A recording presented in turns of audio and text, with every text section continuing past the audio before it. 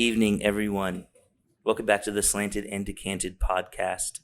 I am one of your hosts, Parker Story, and I'm joined by my good friend, Cara Patricia. We are recording from the Drink for Yourself studio in the beautiful SoMa West neighborhood in San Francisco, California. It is Sunday. It sure is Sunday. It's always Sunday.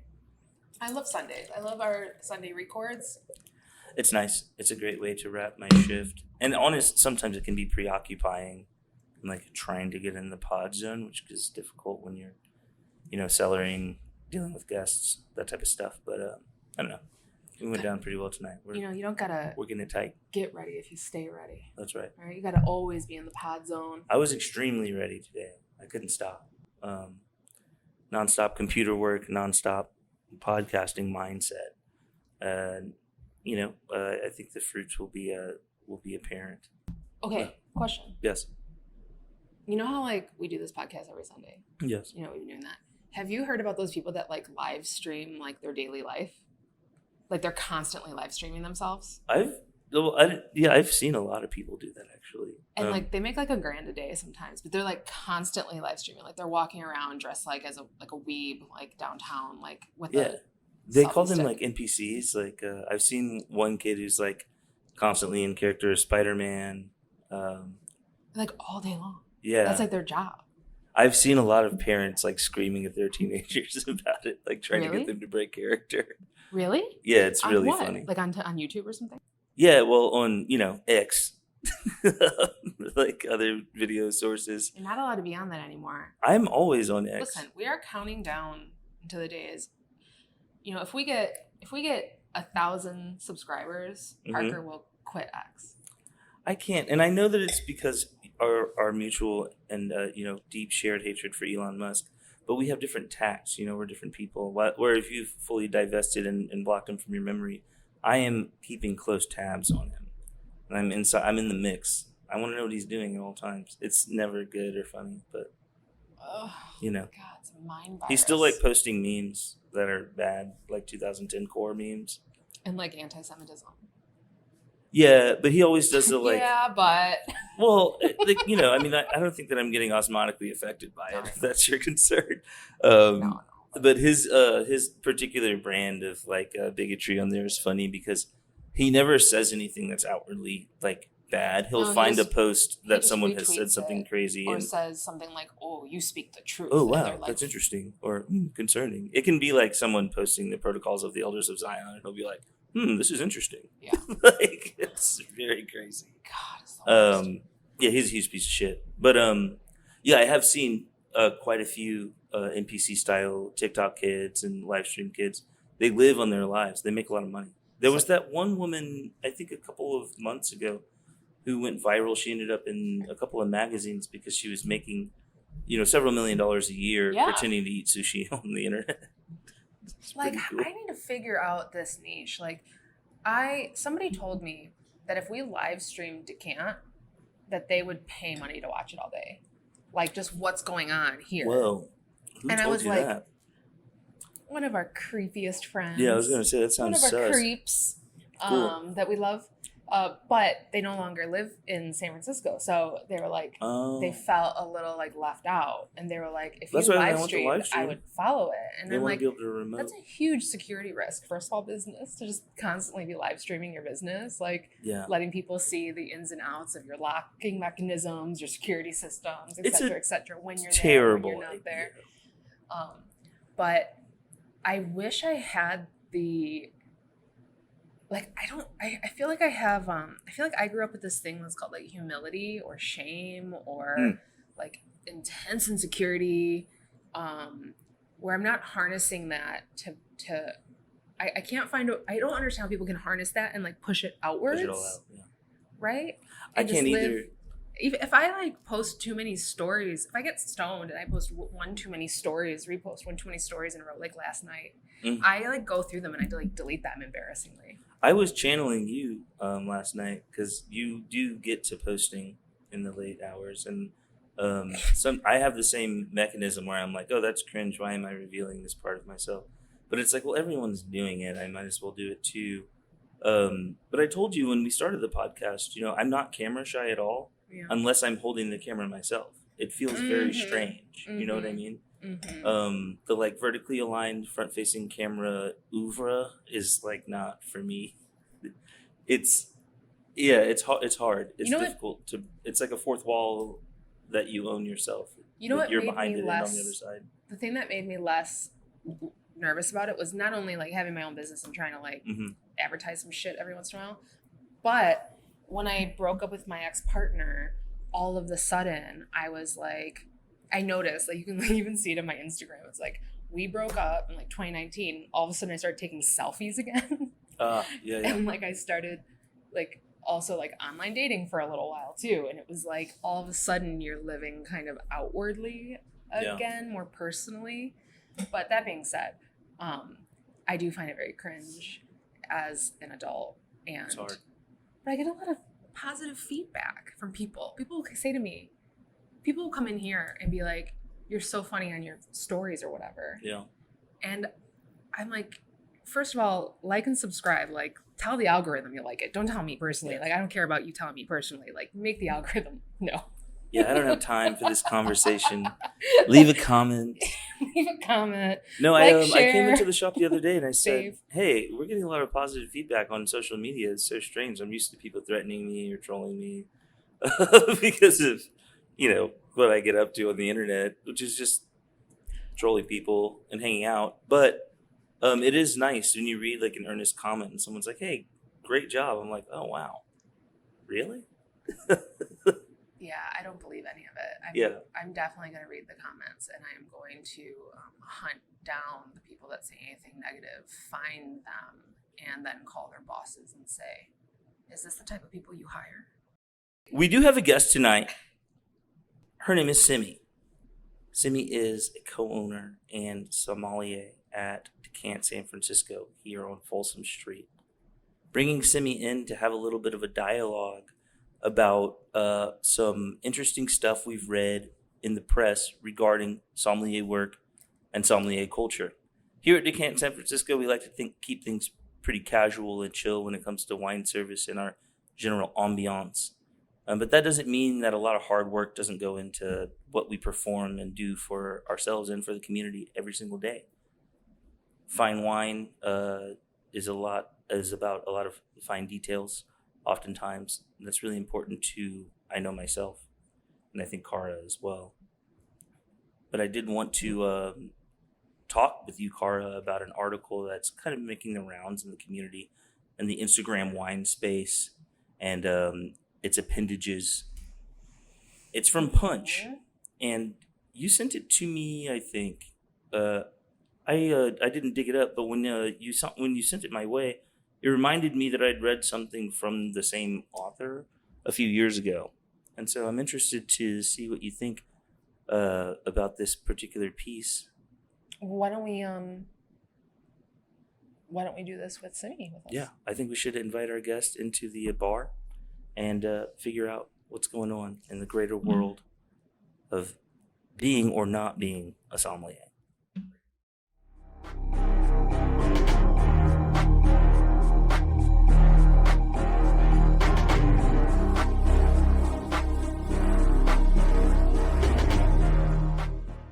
And welcome back to Slanted and Decanted, the only podcast that Cara and Parker produce in West SoMa at the moment. The only one. Just one so far.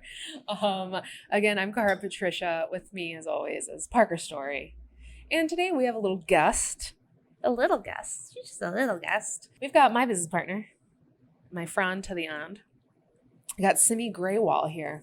Simi, welcome to the pod. Thank you. Thank you for having me. Say hello to me. Everyone.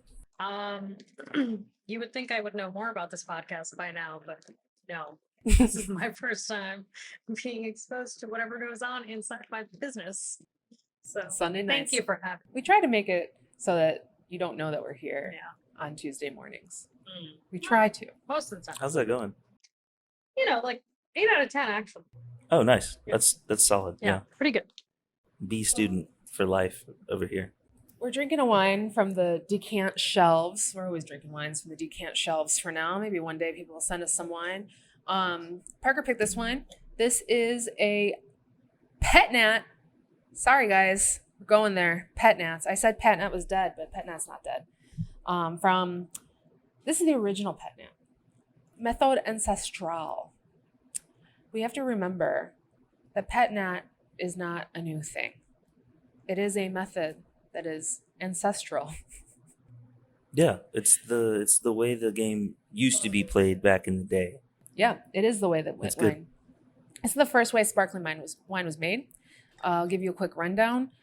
Champagne, for example, Prosecco, Franciacorta, Lambrusco, all these different things. All these like fancy, famous sparkling wines are made with 2 fermentations. First, you make a still wine for the most part. Then you move it over to a tank or another vessel or a bottle, and you add a little bit of yeast, a little bit of sugar back in, cork it up, let it hang out. Yeast eats any leftover sugar, and bubbles happen. That's like a part of it. If you need more detail, I'll put a link in the bio. But that's basically it. The ancestral method, or the Pétillant Naturel wines, they typically have 1 fermentation. So you start by picking all your grapes, crush them, you start fermenting them, but typically you sort of bottle them before fermentation is complete. That's right. Modern fermentations for Pet Nat can be a little bit different. Sometimes they are transferring it into a bottle a little bit later. Sometimes they're disgorging it, etc., etc. But the old school way is you're not disgorging it. You're going to have a little haze. And sometimes you can have bottle variation on residual sugar as well. That is just the natural way. We can talk about it more. This is one of those wines. I'm partial to this method and this style. I think the variance is intriguing to me, as well as just the storied nature of the process. Your thoughts on the wine, Simi the Somm? I actually really enjoy this wine. You know, a lot of people know I'm not a super naturalist all the time. Cara has a little bit more of that persuasion than I do when it comes to some of the wines on our shelves. But, you know, we taste things blind, and this was one of those rare wines that when I was told it was a Pet Nat, I was like, oh, okay, I'll see you.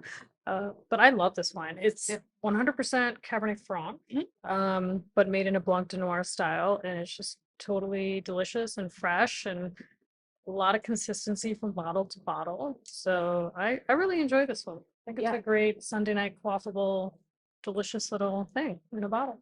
And it's all Cabernet Franc, 100% coming from the Loire Valley.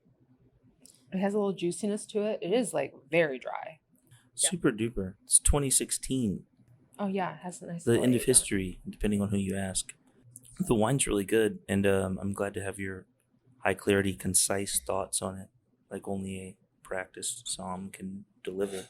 Well, you know what's nice about this Pet Nat is that it still is very alive. Like you can tell that it is kind of changing, and that's not just because of its unfiltered, you know, kind of yeasty quality, but it has a lot of fruit that's constantly kind of evolving. When we first opened it, it was like so like tight and fresh, and now it's like tastes kind of like a pink apple, and it's kind of moving into other parts. It's actually really reminiscent of the weather today. I mean, today was one of those like perfect crisp fall days in San Francisco.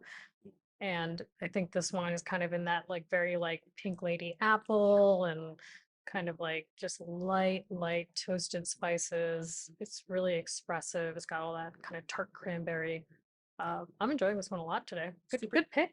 Good pick, folks. Good work. Super I clean. wanted to go with the Loire theme. I'm really enjoying how the activity of the Pétillant has kind of wicked off a little bit, but the mouthfeel is still very like fuzzy. And like that's very, very active. Fuzzy. Like really cool. Yeah. I like the rainy day take too. That makes a lot of sense. So while we taste this and we start talking a little bit about, you know, your wine history, we've kind of touched on a little bit of Parker's My Own. We'll continue revealing ourselves to our listeners and who we are. Like a bio can only say so much, and us trauma dumping can only say the rest. Right. But Simi, now it's your turn. I don't want to ask you the shitty question of how did you get into wine, because I'm sure you have a spiel already for that. Mm-hmm. I know I do. But when did you realize, at what point in your career did you realize that wine was going to be the pathway you took as opposed to anything else in sort of food and beverage hospitality or any other side? My experience with wine really started when I was in school with you, Cara, at the Culinary Institute of America, because I ended up there knowing that I wanted to work in the restaurant industry, but not really knowing I at all had a passion for wine specifically. And it was my formal training and study in the world of wine that set me off on this path that when I graduated from there, I said, this is it. This is what I want to do. Yeah, I love food. I love eating, but I want to be serving wine. I want to be drinking wine. I want to be learning about wine because of its tie to history and, like cultures around the world and, all this amazing stuff that it exposes you to.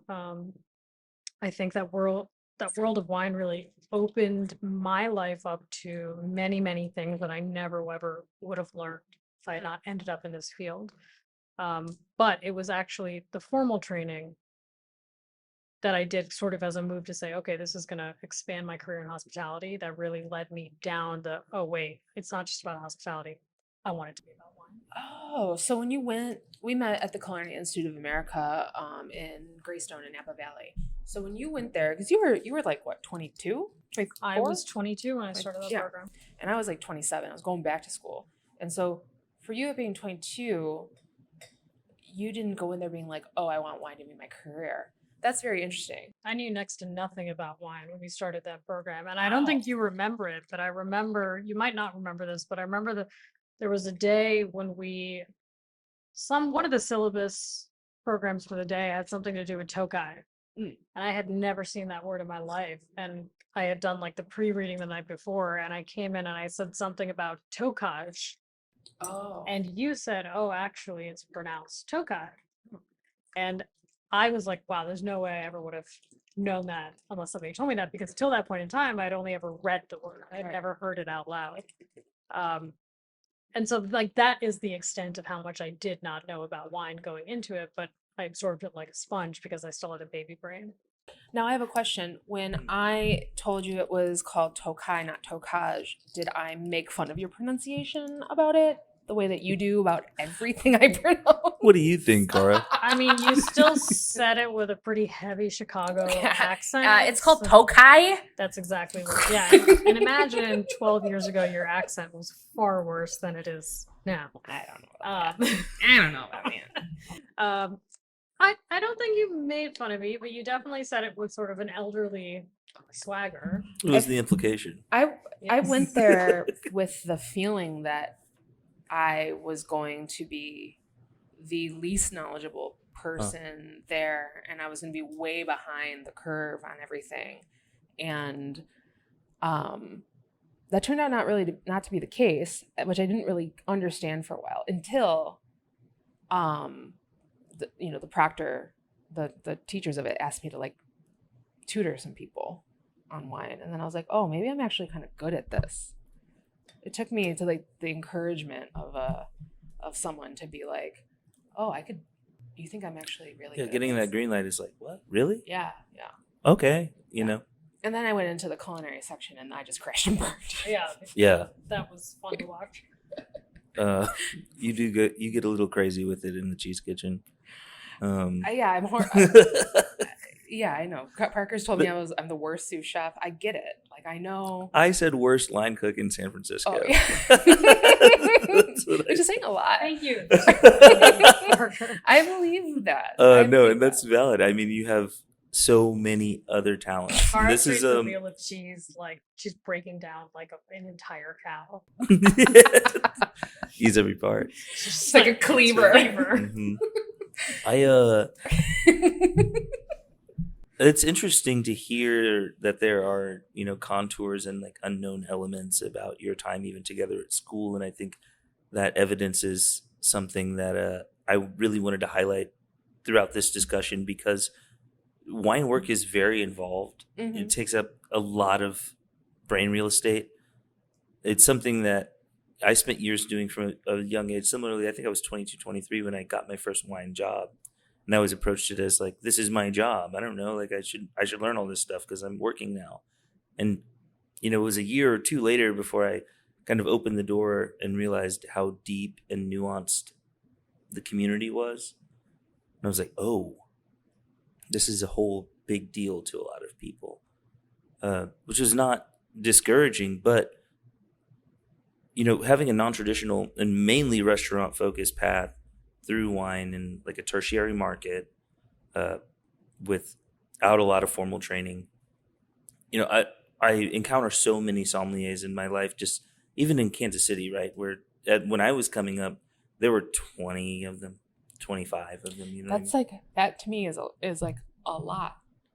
Because one of the reasons I came here from Chicago was I felt like there are no jobs for sommeliers. Really? And how am I ever going to get the education that I want to have this be my career in a place where there's not a lot of mentors and not a lot of jobs? Well, we had two master somms or one master somm, Doug Frost, and an itinerant. I think Aaron Fry was vying for MS. He might have nailed it already. I can't remember. These were like the big dogs, the old guys. Yeah. They ran around town, and I had a lot of respect for these dudes because most of them worked in supply to some degree. Of course, what I mean? And so I worked at a pretty big restaurant for that area. And so all of those guys were in and out of the door, and I was like, oh, those are the sommeliers.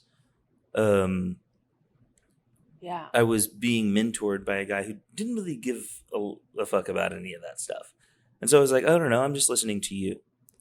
But in my time traveling the country, living in different markets, specifically after arriving in San Francisco, and weathering the storm as a young person through the apparently never-ending natural wine thing, I've always anchored myself to academic, hardworking, classical sommeliers because they know what they're talking about.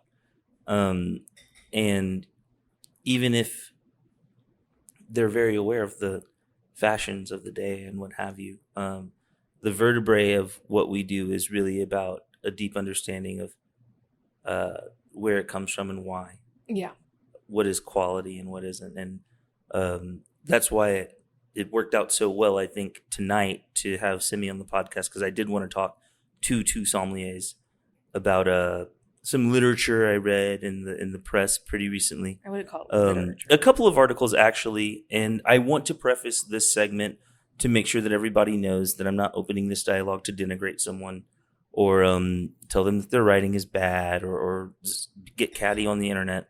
I want to have a conversation about sommelier work, sommelier culture, and the itinerant things that surround it. And, working with wine, the good parts and the bad parts. One of those bad parts maybe being online hand-wringing about, what it all means. So without too much ado, I want to introduce you guys to an article I read in Punch that's getting quite a lot of attention in the online wine space, I'd say, amongst the sommelier community. This is on PunchDrink.com, and it's by one Miguel de Leon, and it's titled "So Long to the Quote Somm," unquote. Simran, were you able to read this article, or we talked? I read it a few times. Yeah. Okay. For posterity and also for the listeners' enjoyment and knowledge, I want to read a couple of words from it. And I'll say before we get started, it didn't give me like a ton of pause. In fact, I felt like I was reading an amalgam of several articles that I've read before. But I was intrigued by the outsized reaction in the community that I saw online. And then I decided to join the dog pile. So that's why we're recording this podcast. That's not why we're recording this podcast. This just happens to be our topic for this weekend. Fair enough. Simi was on the books for today, long before this thing was. Yeah, as I mentioned, I think it worked out quite well. Cheese. Oh, no. The article opens, "Are you a somm? Most people know me as the person serving them wine at the restaurant, so ostensibly yes, but to be honest, I don't fucking think so. About 10 years ago, the word sommelier was in the middle of both a PR glow-up and an identity crisis. Before 2012, the sommelier was fairly straightforward to define. He, and it was generally a cis white hetero man, oversaw the shoulds of wine service. serviette in hand, giving the wine list to the man at the table, pouring for the ladies first. He probably wore a suit or a fancy apron and was deemed a sommelier by way of Eurocentric pay-to-play certification programs. He probably earned his keep in a fine dining room that lauded the correctness of pairings and had access to a deep cellar of wines that contributed to his education. Oh, the horror. Then things got complicated. Wine culture was slowly inching its way into mass media, most notably with 2004's Sideways, which illustrated that there wasn't much of a divide between the connoisseurs and those who just wanted to get drunk, and later in 2012 with Somm, which documented the industry's bookish pursuit of perfection.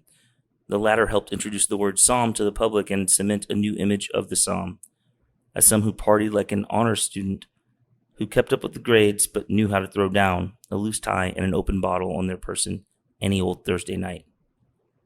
At the same time, the then exploding natural wine movement, which wanted to clearly cleave from that fine dining world, developed its own attitude toward the word. Patrick Cappiello, whose career spanned stints at Tribeca Grill, Veritas, and Gilt, would become the poster child for this shift when he opened Pearl and Ash. He eschewed the suit for a Black Flag t-shirt and jeans, and often wielded a saber, which he dispatched to open bottles of sparkling wine atop the bar for whoever asked. His wine list was over 80 pages and featured many of the same wines that were considered fine and rare. One thing I do love about Patrick Cappiello that this article does mention is, him in his Black Flag t-shirt and being able to just like wear jeans and be at these events. He did, I think, help the next class of sommeliers, in which I think I was a part of, because he was already very well established when I was still kind of coming up in my San Francisco career for sure. And being able to see him do what he was doing, presenting himself the way he presented himself, and also being seen as an expert in his field was very inspiring to me to stop trying to play this, I live in California now, I'm going to be business casual from the Culinary Institute and try to change myself to be able to fit into this industry better. And it really freed me up. Seeing him was very freeing to be more of myself, which when I saw him looking like him, in his t-shirts, in his ripped jeans, and drinking, Jamé, I was like, oh, I could look like that and still be taken seriously. So I think a big part of this industry is, when you are young and an insecure somm, is being worried that you're not being taken seriously based on how you look.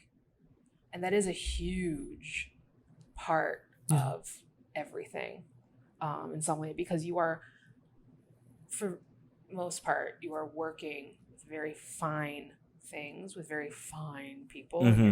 You're basically the downstairs people working with the upstairs people, serving the upstairs people. And how you present yourself is going to be was always going to be how you were perceived, and whether or not you were taken seriously or not. Yeah, that's a lot of actually what I was pulling from this article. And Patrick's a friend, and I think he's done a wonderful job with creating some real needle movement and material change in that conversation that's regularly had about accessibility. Because I agree with you, watching Patrick do his work when I was young, I was like, oh, I'm going to wear a t-shirt behind the bar tonight. I'm glad that you mentioned those things specifically about Patrick, because the article kind of goes on a little bit of a water slide down towards the bottom that ends pretty abruptly with suggesting that, in my view or in my interpretation of it, perhaps that there's not a need for the academic rigor surrounding sommelier culture and sommelier work. Perhaps that there isn't a need for the decorum that I think is extremely important to the spirit of hospitality in general, frankly.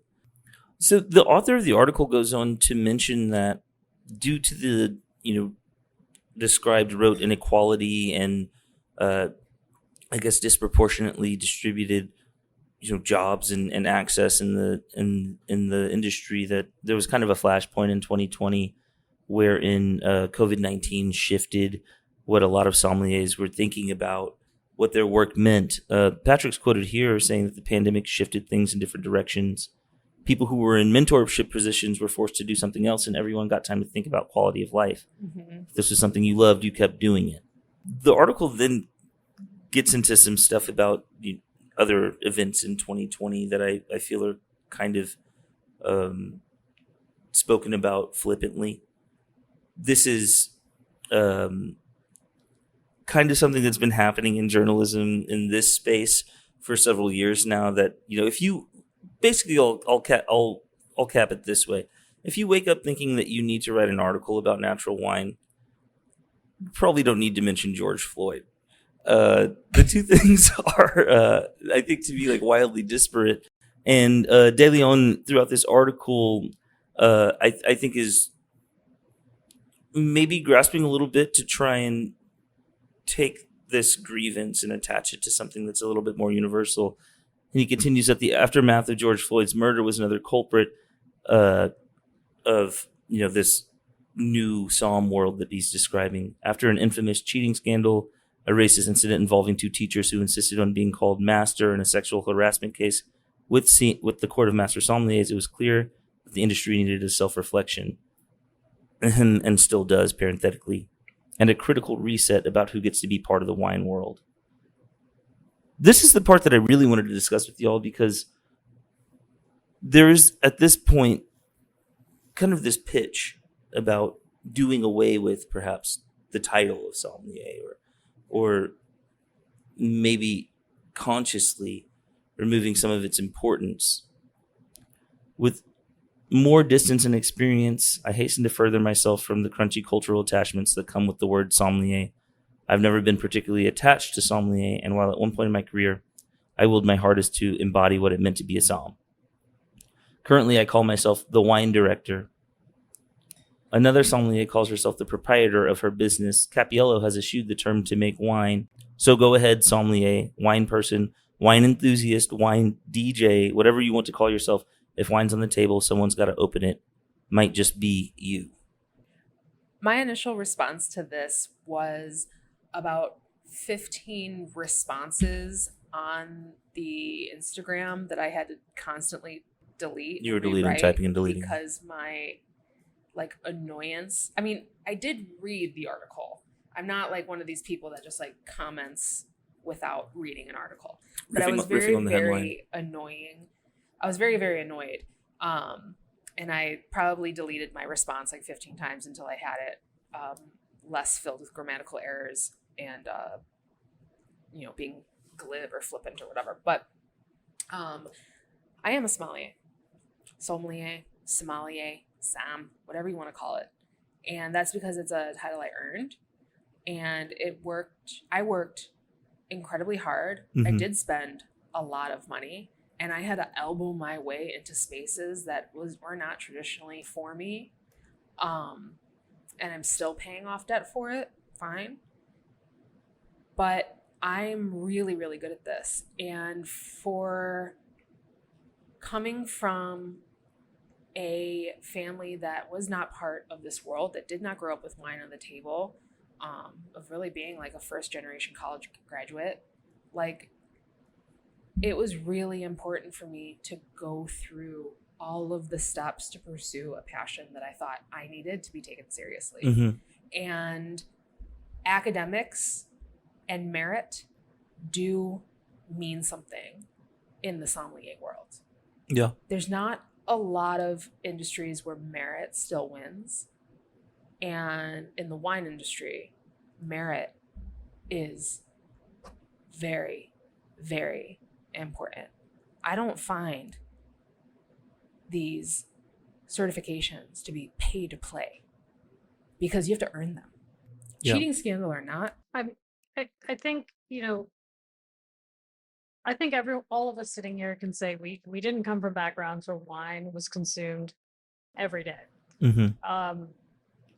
And I think the big thing here is this conversation about whether or not the word sommelier is important, I think is a bit ridiculous, and honestly kind of just chips away at a level of professionalism that all of us have been working really hard to establish for decades, and a level of legitimacy towards our industry.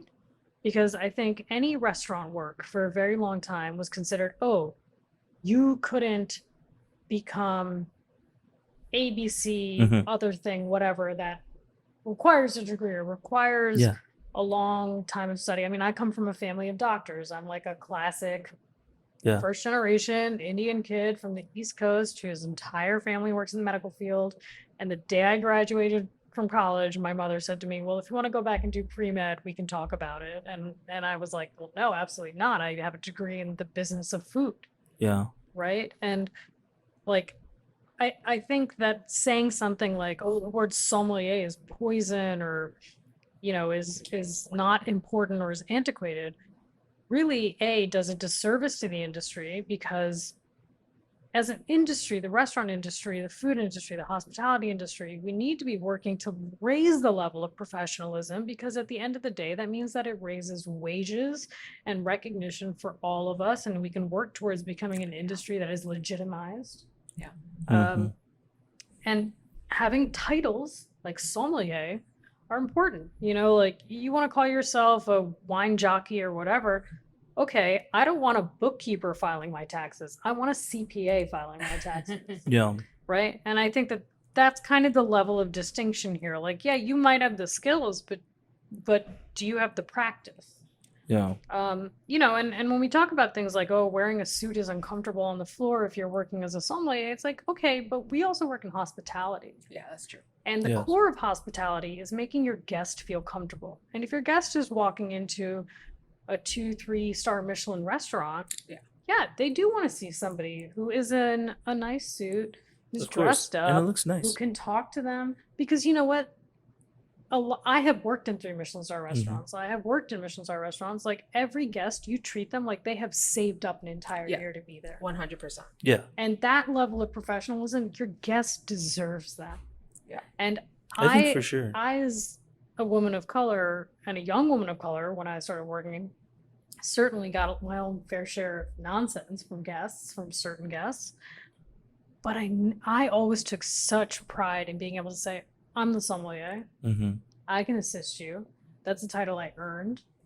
And it's a practice, you know, like it is just because you completed a course doesn't mean you're a sommelier. A sommelier is a working title. You take inventory, you clean up bottles, you do cellar work, all of that stuff. That is being a sommelier. It's the practice of the work of maintaining a cellar, of serving a guest.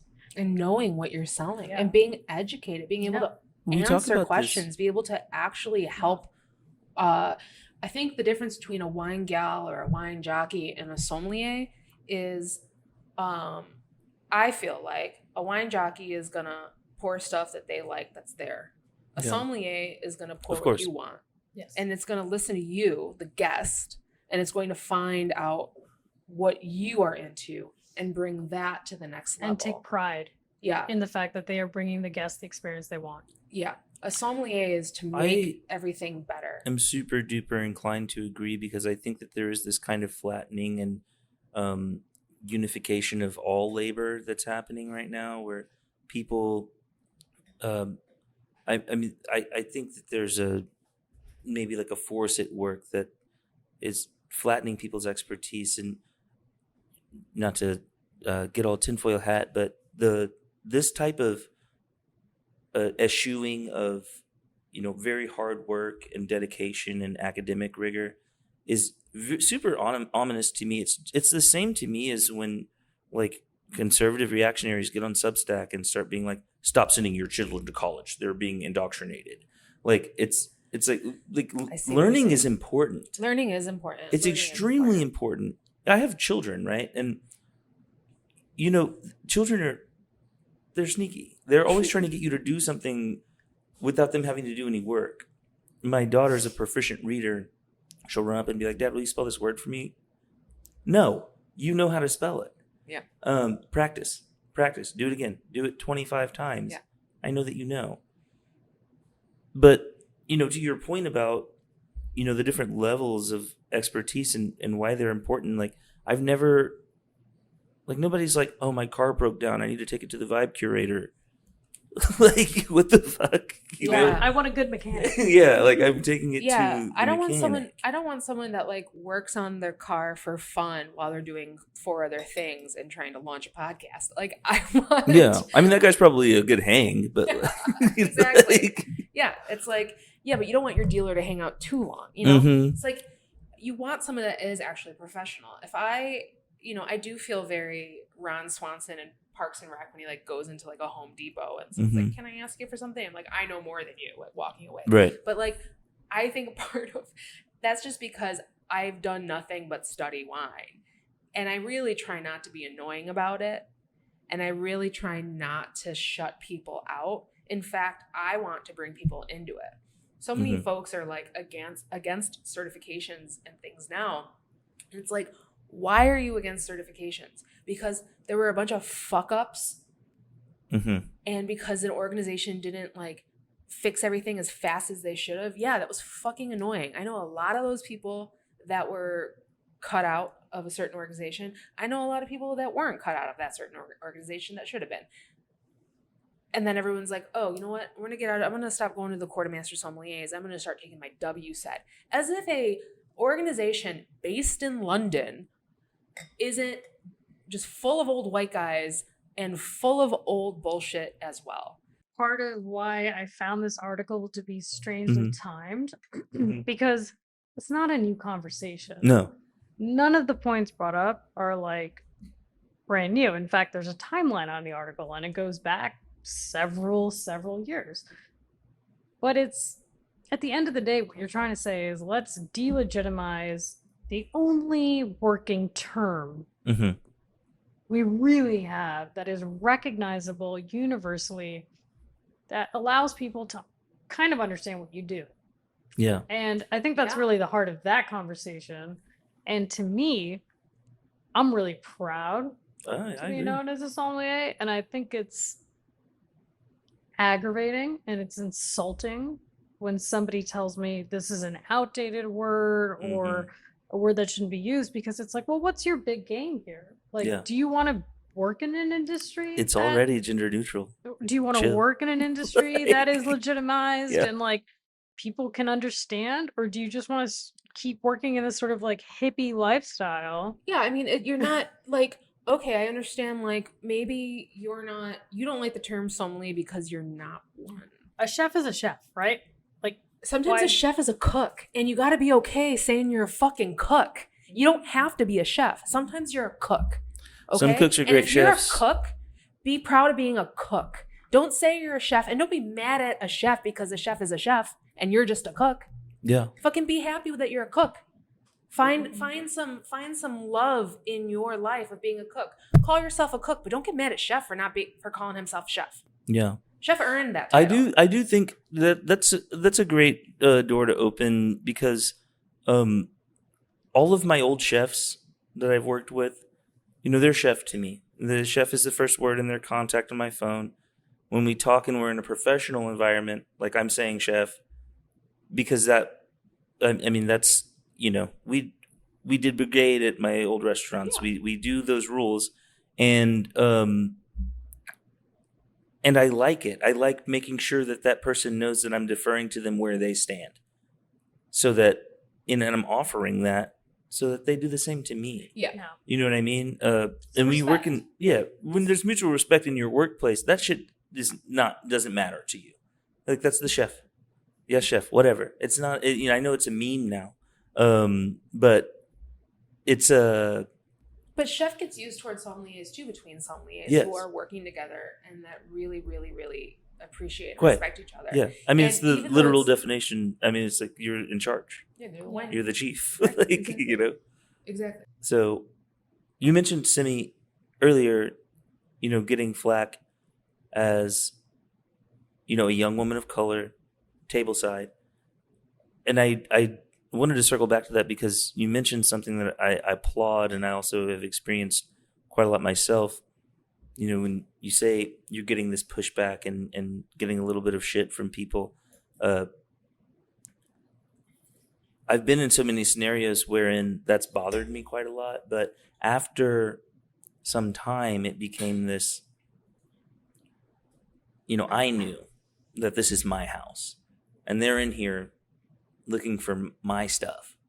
So, you know, as offended and pissed off, and, you know, maybe how this might change, you know, my perception about like that table, that person, what have you.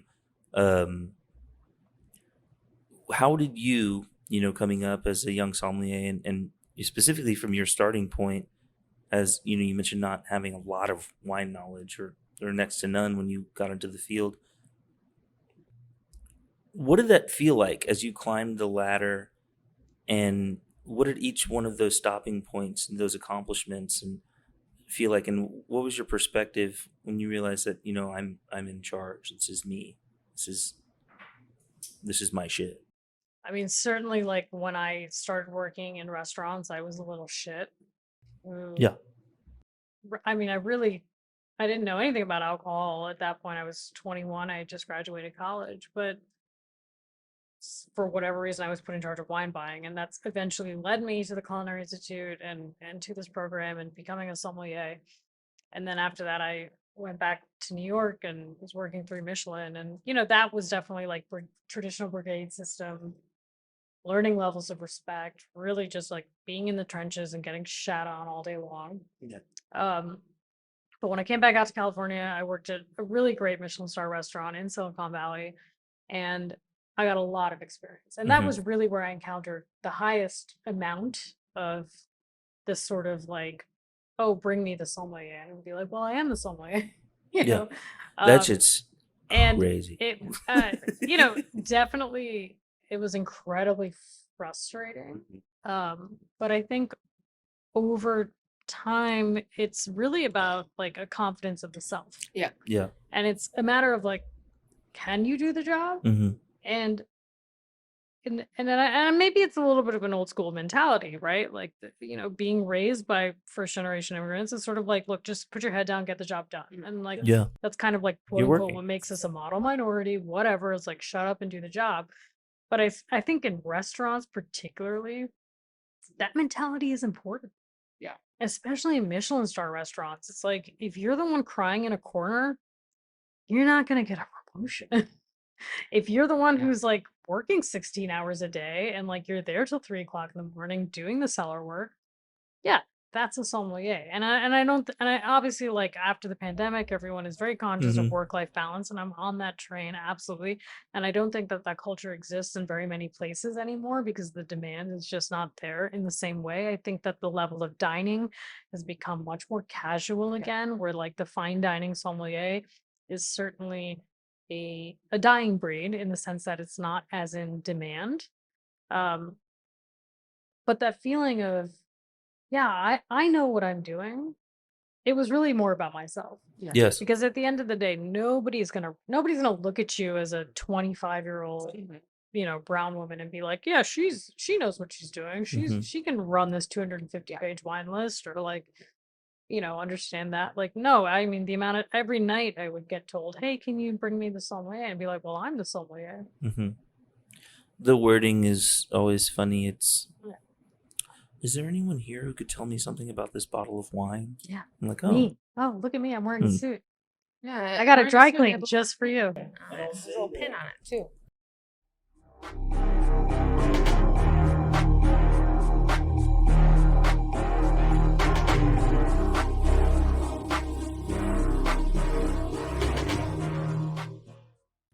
This is one of the best Cabernet Francs I've had in a while. Oh, it is good. We did 2 Cab Francs tonight. We blind tasted this. Oh, you did? You brought it in blind? We brought it in blind. It is a Becky Wasserman selection, which helps because, you know, RIP to a real one. Right. It's probably the only time we're going to be able to blind taste any vintage of this wine before it blows up. Yeah, this is the first vintage of this wine. The first, like, release. This is Clos de Rondurier, and I'm sure I'm murdering that pronunciation. I don't speak any French, but that's my guess at the pronunciation. Etienne Baudet, or Baudet, Harold, maybe. This guy's got provenance. So this is a 100% Cabernet Franc, 2020 vintage. It is from Saumur, so the heart of where all the good stuff happens. We got Clos Rougeard, all the other big dudes. Let's just start off by saying that Romain Guiberteau is his stepfather. There we go. That's what I was looking Oh, I for. didn't I was know like, I that. knew there was that relationship. And Huh. he was gifted this vineyard as a wedding present. Nepo baby. Hashtag Yes, this is Nepo baby. This is a Nepo baby wine. But let's just say something. All wine in Burgundy, the Loire Valley, Champagne, etc. Like, if we want to make fun of Nepo babies, we cannot drink French wine. Yeah, I Because, was like, gonna the say. best of the best in Burgundy. Nepotism Yeah. comes from the great Napoleon. We had a hat today, sold it auction Joaquin for Phoenix in theaters by $2.1 Apple TV very soon. million. Well, I mean, let's talk about nepotism and Napoleon. Quick The wine Napoleonic Code, right? Napoleonic Code was that your estate, when you died, had to be split separately amongst your children, right? That's why Burgundy's all fucked up. The only area that didn't really affect for some reason is Bordeaux. Seems like. That's right. Napoleon was the first Maoist. You love malice. Napoleon I was love great Mao. until he declared himself emperor. What? Okay, quick quiz though. Where was Napoleon born? In Corsica. The OG short king. Yeah. The OG short. Yes. Shout out. But this is why we hire sommeliers, because they know where Napoleon was born, and obviously that's important. Speaking of brain real estate, Napoleon, I think about that dude a lot. That's true. Everyone's We should have like, let him the kill Roman all the other Empire. gentry. Do you know how frequently my girlfriend makes fun of me for thinking about the Roman Empire every day? The Roman Empire is something we Every think about day. all the time. And when those memes are going around, I was like, I do think about the Roman Empire every day. And it's not because I watched 300 or whatever. It's because literally wine is moved by the Gauls or by the Romans as they like enter Gaul. and Fun Germany. story. Yeah. I don't know how to use the internet, so I never know when a meme is happening. And Damn, that's cool. legitimately driving home from Costco a few weeks ago, my girlfriend goes, "Hey, how often do you think about the Roman Empire?" And I just thought it was a legitimate She got question. you with that organically? Oh yeah, Nice. completely. I was Your like, I girlfriend don't is so know. I was funny. like at least once a day, and she died. And I couldn't understand why, and it took a full 3 blocks before she stopped laughing and was like, this is a meme. And I said, I don't understand the internet. You don't know about memes. That's why you're so cool and balanced, dude. She came here and she was like, what's this Roman Empire thing? So I just had to like show her memes on TikTok. Cara had to explain to me why she laughed for so long. And I was That's like, really oh, funny. okay, I get it. And Yeah. you know what? I still stand by my point that the internet is a place of evil. Yeah, It's bad. We should get Yeah. rid of it. It's bad, folks. We don't need it. And also, it's started to permeate Yeah. real Kids should life play in way too sandboxes. much. Yeah. Oh, well, if you like sandboxes, you should get You on love Sandbox OpenAI. Gaming. Is it on the internet? Yeah. No, can't do. No, can't Yeah. do. I'm a puzzle kind of lady, You though. love OpenAI. If anybody love wants to send me a Sandbox gift, I love puzzles. A GIF? No, like a puzzle. Oh, a gift. Yeah, a gift. Oh, she was about to pounce on you. She was so ready to correct you. Yeah, no, a gift. It's Jeff. I don't Almost care. had your ass. It's Jeff. I have a question about this article. So, like, my question is, after listening to you guys talk about this, and I read the article as well, but I'm wondering, like, I don't think the author was saying sommeliers, you should be called a sommelier if you don't have the training. Right. I'm questioning, and I want to know your guys' perspective on, do you think there's an issue with the word sommelier because it's inaccessible to like like the people who maybe aren't necessarily yeah, or like it's not as accessible to people who maybe want to drink wine.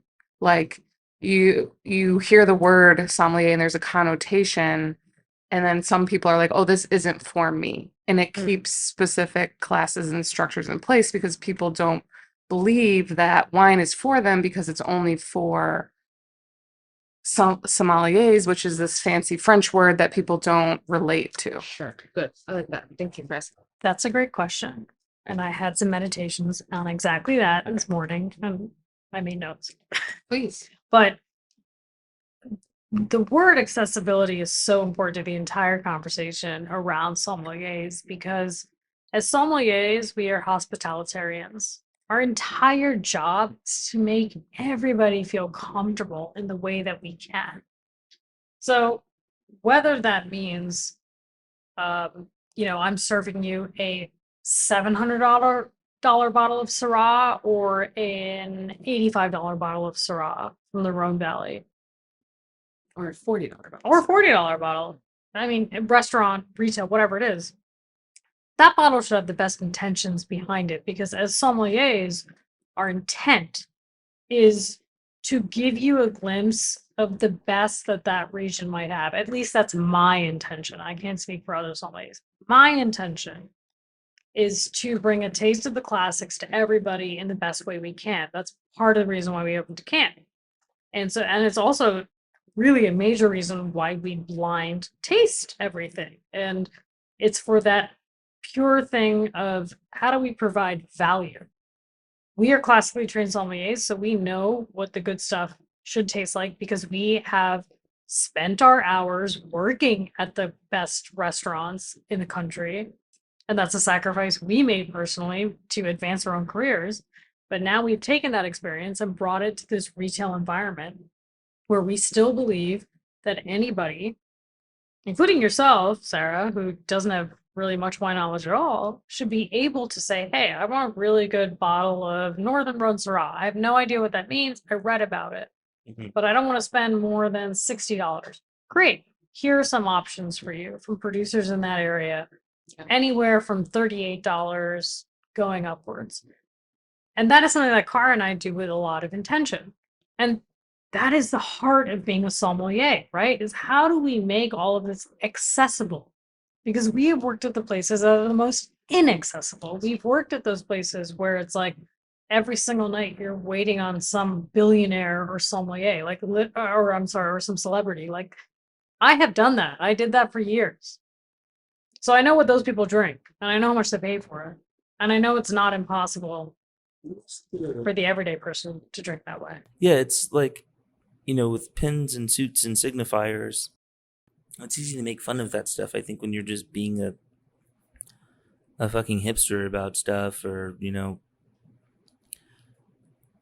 but I'll say that in my work now, wherein I'm in control of like what I'm wearing, where I am and what I'm doing, like it's significantly like less offensive if someone's like, hey, so like what's up with this? Do you know? Is there someone who knows? Yeah. Because it's like if I was wearing a suit and a pin and someone asked me that question. This is like such an important conversation, right? Because it's instead of just like saying, hey, we're going to get rid of the word sommelier and throw it out the window, I think Cara and I, what we really aimed to do when we opened Decant was like take the word back. Yeah. Right? And like, it's like, okay, look, the sommelier doesn't need to be somebody running around in a sweaty, stinky suit like that's covered in dust from opening boxes. It can be somebody who is literally wearing whatever the fuck they want. But when I talk to you, you're going to be like, holy shit, you know a lot about wine. And like I can tell that every bottle on this wall or on this list has a significance and a meaning. And you know what? The people who are working here can tell you that too. That's the definition of a sommelier. It's like, okay, I'm cooking this for dinner tonight. What is the best thing that I should drink with it? And whether it's a $18 bottle or it's a $180 bottle, I'm going to give you my educated opinion and you can make the decision with the facts I presented. And I mean, honestly, like, look, whenever I travel outside of San Francisco, I always visit wine shops. Yeah. And it is shocking to me how many wine shops are being opened by folks who, when you look at the walls, you're like, why are these bottles here in this climate or in this room that has no air conditioning, but these wines have no sulfur on them? Around where like I feel like if I walk in, some Zoomer is gonna walk up to me and be like, "What's your body count?" Yeah, let me tell you, there are a lot of places like, that rate have... this wine 1 out of 10. Hey, where do you live? Can I take a tour of your apartment? It's just like, what the fuck? There's a lot of the vibe sucks. Places that have opened, like this whole thing of maybe we don't want to call each other sommeliers anymore. And sometimes I think, I'm a sommelier. Yeah. But well, fuck you, I'm a sommelier. And I'm not trying to be elitist and I'm not trying to be gatekeeping. I feel like this article is kind of being very gatekeeping. You're not. Ironic. It's not cool if you're still a sommelier. Blah blah blah. You're too buttoned up. You're too. You're. It almost feels like if you're a sommelier, you are okay with the white cis heteronormativity of the industry, and it's like everything that we're doing within the sommelier community is to bring people in. I want people to get a wine education, because when they don't, you can tell on the wine lists, you can tell at the wine shops, you can tell at the little restaurants where they don't want to hire an actual sommelier, and No they just communication hired a host between the that style knows some wine. categories, no communication between each SKU, Yeah, and things it's that like are extremely there's popular and- and often 86 because they're popular. And we hear people come in here, and guests come to DECANTsf, and they are surprised by the caliber of wine that we have, because they are not used to seeing that 4 or in 5 such people a day. casual This place. election's crazy. I tell people all the time, I say, lighter to fuller. The restaurant's inventory will read quite a lot like a wine list at a very good restaurant, because that's the training of the people who established the business. I always say you shouldn't have to have white tablecloths and a $200 per person tasting menu to be able to have access to great wine. That's how I see it. I see us as a Michelin star restaurant wine list that has your bases covered for classics, and we have fun. And you know what we don't have? Fucking flawed bullshit that only people who don't know good wine think is delicious. Yeah. And we have people coming back in here so happy that they can get a real good bottle of wine that isn't going to be overwrought with VA. And let me just tell you something right now. It's volatile acidity. VA, okay? Volatile acidity. Let's stop pretending that outside of Amarone and maybe Barolo, that this is a part of terroir and winemaking. And Chianti, yeah. Outside of Italy, that this is a part of terroir, because I don't care. Yes, the climate is warming. That is not an excuse for volatile acidity to be in every fucking wine. Understand science. The climate change, quote unquote, is the COVID-19 of fucking wine writing. People will be like, oh, this is happening because of climate change. The way that anything that you read right now is well, this is bad and there's nothing we can do about it, but remember, it's because of the pandemic. Sorry. It's annoying. Simi, thank you so much for your commentary both on the wines and on the article. I was, I'm grateful, obviously, always to hear, experiences from talented and hardworking sommeliers. I think that is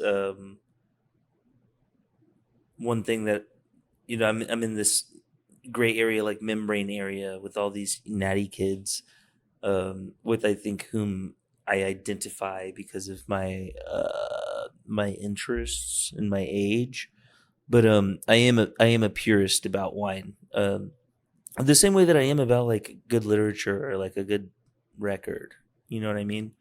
That they should cleave closest to the form if they are going to be considered art, right? Cara?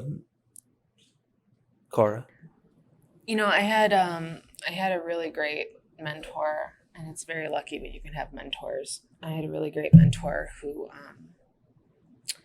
got canceled. I had a really great mentor who said to me once when I was under his tutelage at the Culinary Institute of America, because I was also a hipster wine kid, believe it or not, just maybe a generation or a decade I beforehand. just thought you were a stoner wine kid.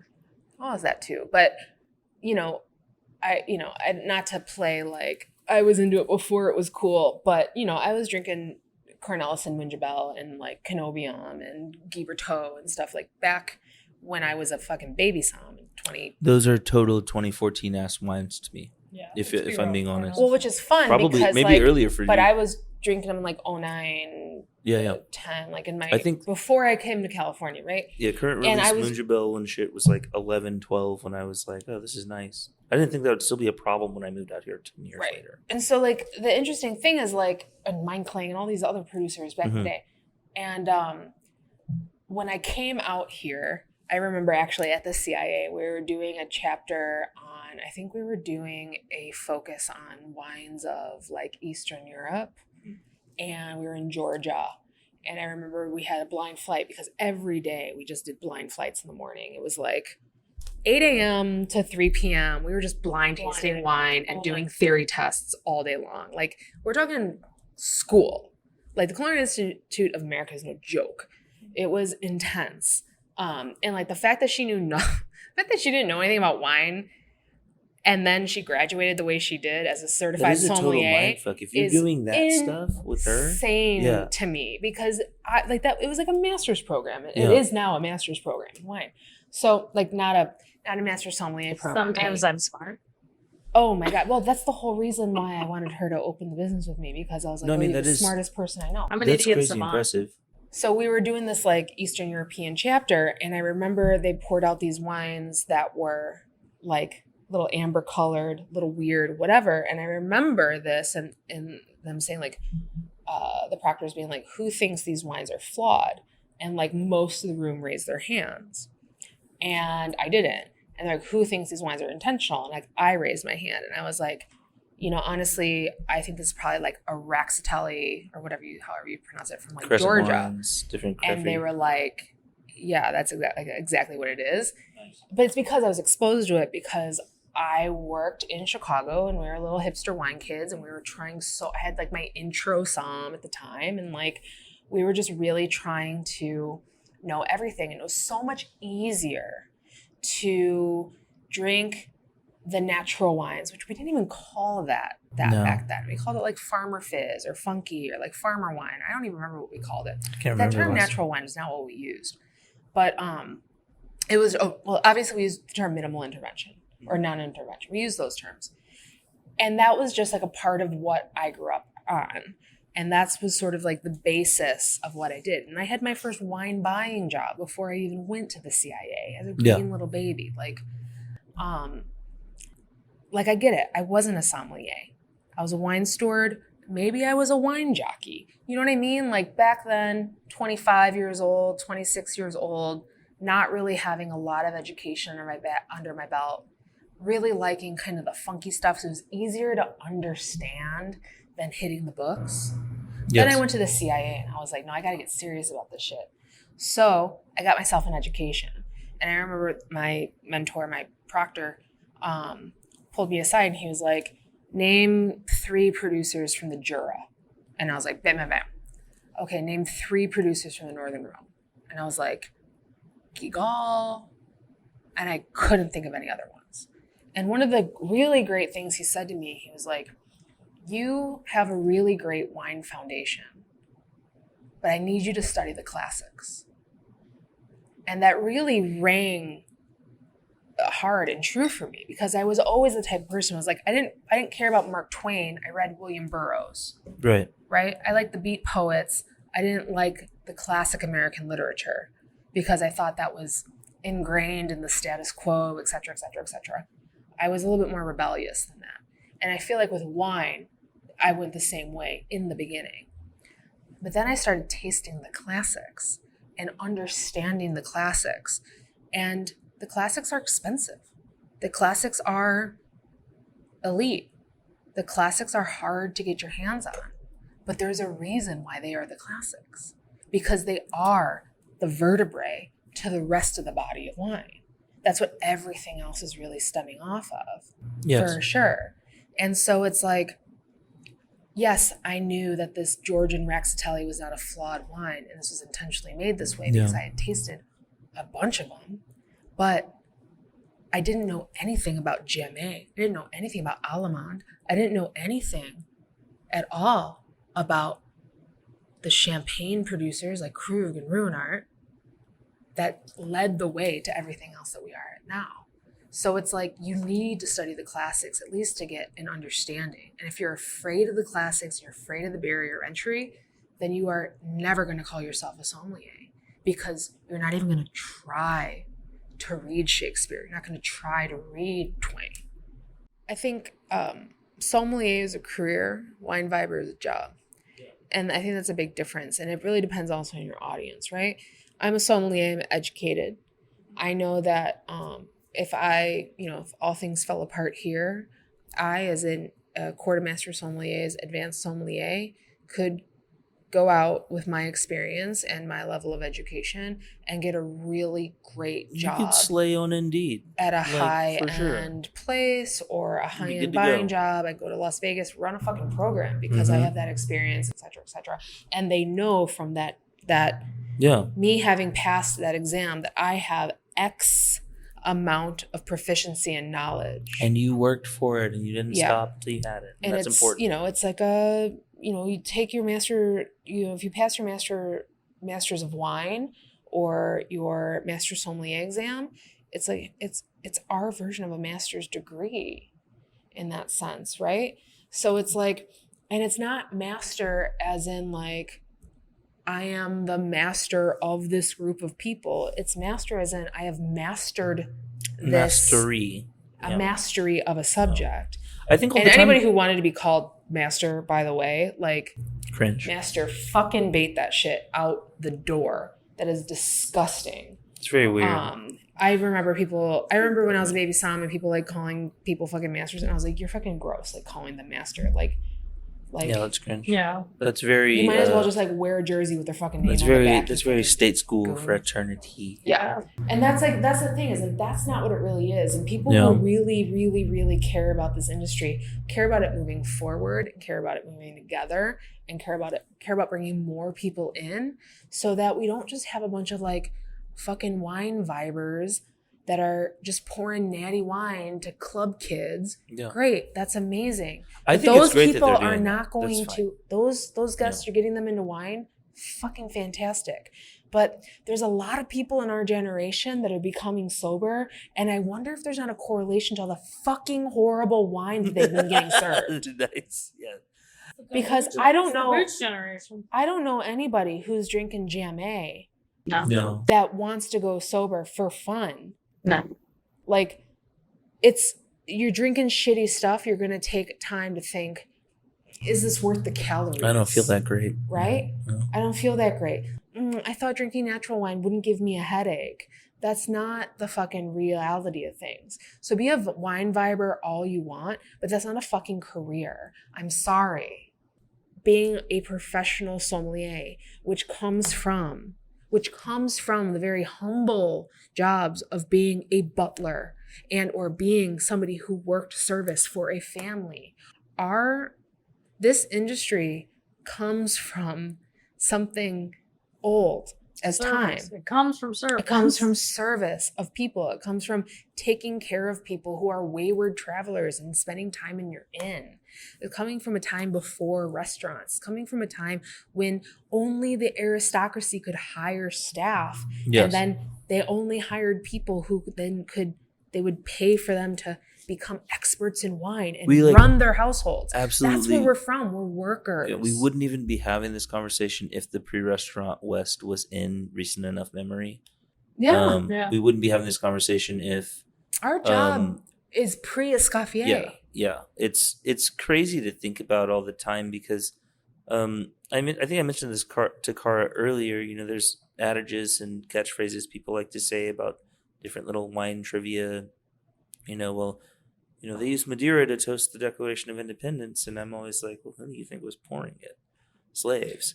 Like, you know what I mean? It's like there's like if you want to you're trying to decolonizing a Western-based global market force is it's a goose chase. We live in these realities each and every day. All of our identities are fixed. And so, you know, I think that like allowing that to extend to wine, even though it is mystifying, magical, seductive, and curious, is fair. You know, at the end of the day, we need to be talking about this from, I think, a clear-eyed and like high clarity labor perspective. rather than applying a bunch of postmodern identity politics to it. I don't think it's fair to people who might want to jump in, and to have it be constantly advertised to you that, oh, it'll be too hard for you because of who you are. Everyone's sus. It's gonna suck. It's gonna be terrible. Right? Like, I mean, I don't know, Parker. I feel like you and I probably had some sort of parallel experiences in the wine world. Of course. As far as people assuming that we don't. Yeah. know shit. Why would I let those people stop me from doing anything? Exactly. I'm not gonna go home and worry about. Prove it with your palate. Yeah. Right. Yeah. Exactly. So. I think that a conversation that probably found its way into print after a dinner party conversation over a bunch of old wine. I don't know. It very much reads like a heart to heart.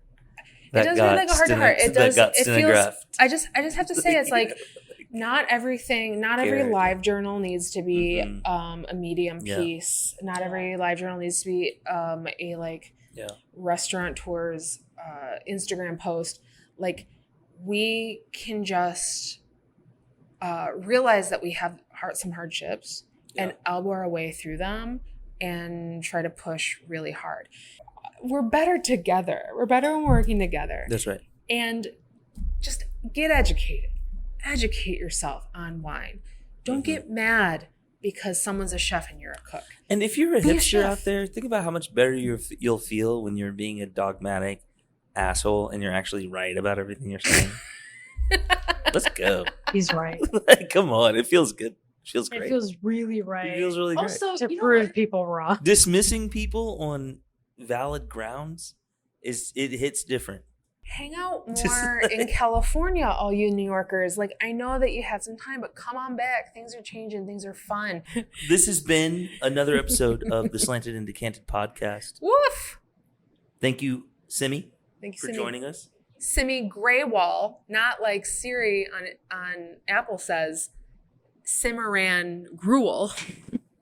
Thank you. Cimarran. I'm just going to tell you. Very easy, Californians. Simi, like Jimmy. Yes, Not it's not. Simi, It's not Simi. like Valley. Exactly. Yeah. Yeah, super Or what? easy. Don't complicate it. And it's Cara, like a car, or face in Espanol. And my name's Parker, like Parker. Posey, or Robert Parker, or Charlie Parker, The best of the Parkers. or Parker from Alien. Mhm. Great movie. Follow us on Instagram at Slanted and Decanted Pod. There you can find a link tree for all of the links to our TikTok, Threads, Patreon account, and you will later find bonus content, including newsletters, bonus episodes, Outtakes of shit we can't put on YouTube. Cara harassing me about joining Tech Somm. There will be a bunch of stuff going on later, and in the future, please like, share, subscribe. That's youtube.com/Slanted and Decanted Pod. On Patreon. See you later. Bye. We're done. Good night.